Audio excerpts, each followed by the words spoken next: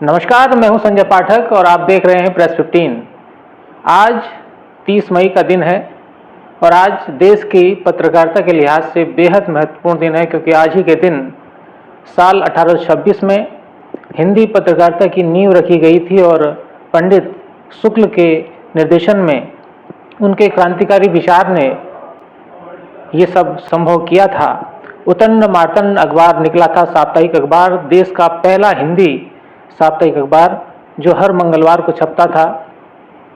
पंडित जुगल किशोर शुक्ल उसके संपादक थे और विषम परिस्थितियों में वो अखबार निकला और उसने इस देश में हिंदी पत्रकारिता की नींव रखी। लेकिन जैसा कि ये होता आया है कि एक आर्थिक संकट से पत्रकारिता गुजरती है और उसके बाद वो अखबार बंद हो जाता है। लेकिन उस पत्रकारिता ने, पंडित जुगल किशोर शुक्ल की पत्रकारिता ने, उतंड मार्तंड ने देश में हिंदी पत्रकारिता की वो नींव रखी जो आज भी कायम है। और इस वक्त पूरा देश आज हिंदी पत्रकारिता दिवस मना रहा है। मेरे साथ इस वक्त बातचीत के लिए बेहद खास मेहमान मौजूद हैं जो उत्तराखंड में पहली प्रदेश अध्यक्ष हैं national union of journalist Uttarakhand की। दया जोशी जी इस वक्त मेरे साथ मौजूद हैं। क्या कुछ कहना चाहेंगे, आज का दिन कितना महत्वपूर्ण है पत्रकारों के लिए और हिंदी पत्रकारिता के लिए? हिंदी पत्रकारिता और पत्रकार दो अलग अलग विषय हैं। पत्रकार एक जो पत्रकारिता करता है वो हुआ, पत्रकारिता का जो दौर रहा है हमारे 1826 से आज तक का, तब सिर्फ प्रिंट मीडिया हुआ करता था। प्रिंट मीडिया में विषम परिस्थितियाँ, ब्रिटिश काल, अंग्रेज़ों की लड़ाइयाँ, हिंदुस्तान आज़ाद की लड़ाई अंग्रेज़ों से चल रही थी।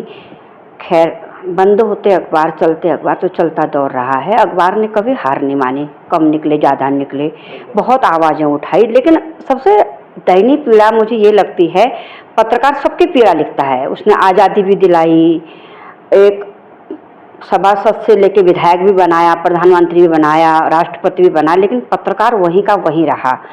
कभी किसी उच्चस्थ कुर्सी वालों ने किसी पत्रकार के लिए नहीं सोचा कि यार इस भाई ने मुझे यहाँ तक पहुँचाया, जरा इसकी भी स्थिति हम देखें या फिर इसके लिए भी हम कुछ करें सरकारी तौर पे, पर्सनल व्यक्तिगत तौर पे। वो दौर आज भी पत्रकारों का या पत्रकारिता का वही रहा।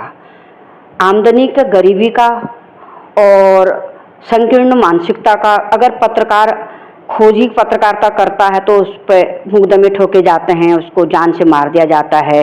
कई पत्रकार, डोभाल जी हैं, उनको उनकी डेड बॉडी नहीं मिली थी। फिर बाद में जब बहुत आंदोलन हुए पत्रकार, तो फिर उनके पत्रकारों को चुप कराने के लिए उनके नाम का एक सम्मान रखा, डोभाल सम्मान, स्मृति सम्मान करके मिलता है। वो भी कब मिलता है कब नहीं, किसको मिलता है ये हमें पता नहीं, आज तक तो हमें इधर को किसी को मिला नहीं है। खैर, आज हमारी एक मांग मैंने अभी रखी, मैं हर बार उठाती हूँ इस बात को, कि पत्रकारों को 10,000 पेंशन अब हुई है, सुनने में आ रहा बढ़ेगी, तो 10,000 की पेंशन कैसे भरण पोषण होगा इस महंगाई में? ना महंगाई भत्ता है ना कुछ। अखबारों की स्थिति ऐसी कर दी है कि विज्ञापन से अखबार चलता है, उसी से पत्रकार भी चलता है। उसकी तनख्वाह अखबार से ही निकलेगी, विज्ञापन से निकलेगी, यानी कि पूरी मशीनरी विज्ञापन से चलेगी। सरकारों की तरफ से कुछ नहीं है। ठीक है, कॉर्पोरेट घरानों को बहुत अच्छा सहयोग रहता होगा, जो छोट अखबार हैं, छोटे मझौले अखबार हैं, उनके लिए सरकारों ने हमेशा खबर अगर सरकार के खिलाफ लिखते हैं तो बंद कर दिए जाते हैं, पक्ष में लिखते हैं तो दलाल पत्रकारों को सरकार का चाटुकारिता कहा जाता है। लेकिन आखिर उसके लिए कौन से ऐसे मार्ग रहेंगे जो वो भी अपने आप को संजो के रखे या संभाल के रखे? सबसे बड़ी दयनीय स्थिति ये भी है कि पत्रकार जब एक विधायक बनता है, गली कूचे से वोट मांग के उसको जेड श्रेणी की सुरक्षा, बॉडीगार्ड, अल्ट्रम पल्ट्रम वाहन सुरक्षा व घर परिवार सब मिलता है। लेकिन एक पत्रकार के लिए आज तक पत्रकार सुरक्षा कानून की बहुत बार मांग उठी है, उसमें सरकार हमेशा अनदेखा करती, अनसुना करती है। और छत्तीसगढ़ जैसे छोटे राज्य में पत्रकार सुरक्षा कानून लागू हो गया। महाराष्ट्र में 50 साल से ऊपर के पत्रकार को सरकार एक आजीविका के लिए छोटी रकम माना 10,000 दे रही है, लेकिन कुछ तो उसकी आजीविका उससे आड़ में रह रही है। लेकिन उत्तराखंड जैसे विषम परिस्थिति, यहाँ गुमदेश जैसे चाइना से पिथौरागढ़ लगा हुआ है, गुमदेव जैसा लोहाघाट में है, इधर अपना जो है बहुत ऐसे हमारे ज़िले हैं जो बहुत इंटीरियर से लगे हैं और उन जिलों के पत्रकारों को। पहले उनमें बड़े अखबारों के पत्रकार उनको कुछ मानदेय दिया करते थे, जब उन्होंने लिखना शुरू किया तो उनको आज संवाद सूत्र करके उनका नामो निशान वहाँ भी दबा दिया है। कुछ ग्रुपों ने सरकारों के खिलाफ केस भी किए हैं, लेकिन वो भी पता नहीं, जैसे मजेठिया ग्रुप है, ये है कि कॉरपोरेट घराने या अन्य उनको पत्रकारों को एक मानदेय दिया जाए। सुप्रीम कोर्ट, हाई कोर्ट में वो केस चल रहे हैं, कब उनकी तारीखें होती है, कौन सुनवाई में जाता है, कौन उनका लॉयर होता है, कोई पता नहीं है। तो इसलिए संगठन जो आज बने हैं ना, शायद में पत्रकारों की आवाज़ उठाने के लिए बने हैं। पत्रकार संगठन भी अपना कितना हित साध रहे हैं सरकारों के संग में बैठ के या मुख्यमंत्री के साथ बैठ के, कुछ चंद मंत्रियों के साथ में बैठ के, उसमें ये सवाल ही है मेरा, अगर संगठन बने हैं पत्रकार हित के लिए, तो क्यों आज तक किसी भी संगठन ने सबको एक मंच पर बैठला करके पत्रकार सुरक्षा कानून की बात क्यों नहीं की, जबकि इतने पत्रकारों को मार दिया गया है, उनके घर वालों की स्थिति है क्या, चंद हमको जो है पैसों से हमारा मुंह बंद कर दिया जाता। कोई पत्रकार को अगर मार दे तो 5 लाख 7 लाख रुपए देके 5-7 लाख से उसका परिवार का मुंह बंद कर जाता है। क्यों वो 5-7 लाख को इग्नोर करके क्यों पत्रकार सुरक्षा कानून की बात की नहीं की जाती इन संगठनों के द्वारा। पत्रकार दुर्घटना बीमा की बात उठाई थी, मैं संगठन का नाम नहीं लूंगी, उसमें सरकार और संगठन ने ये भी टाई अप किया था कि 60% हम देंगे, 40% आप दो। बात कुछ बनी थी, फिर पता नहीं उनके भी IAS PCS बदलते जाते, फिर वो फाइल दबी की दबी रहेगी। क्यों नहीं हमारे बारे में सोचा गया है? क्या हम आज भी ब्रिटिश काल में जुगल किशोर की तरह दबे कुचले ही पत्रकारिता कर रहे हैं, या फिर सरकारें ये देख रही कि इनको इधर से भी मारो, उधर से भी मारो, विज्ञापन का पैसा लेट में दो, ये करो, फिर अखबार बंद कर देंगे। समझ में नहीं आता है कि हम संगठन बना के क्यों बैठे हैं, हम किसकी खबर कर रहे हैं, किसकी पत्रकारिता कर रहे हैं, हम आजीविका के लिए पत्रकारिता कर रहे हैं, या फिर सरकार के लिए पत्रकारिता कर रहे हैं, या फिर एक गले कूचे के छोट भैया नेता को हम प्रधानमंत्री, मुख्यमंत्री या बड़ा नेता बनाने के लिए पत्रकारिता कर रहे हैं, या फिर हम उन भ्रष्ट अधिकारियों को जो कभी रिश्वतखोरी में फंस रहे हैं तो कभी कुछ में फंस रहे। अभी यहाँ नजूल का मुद्दा उठा था, यहाँ के महापौर ने उठाया था, अब ऐसे कितने मुद्दे हैं।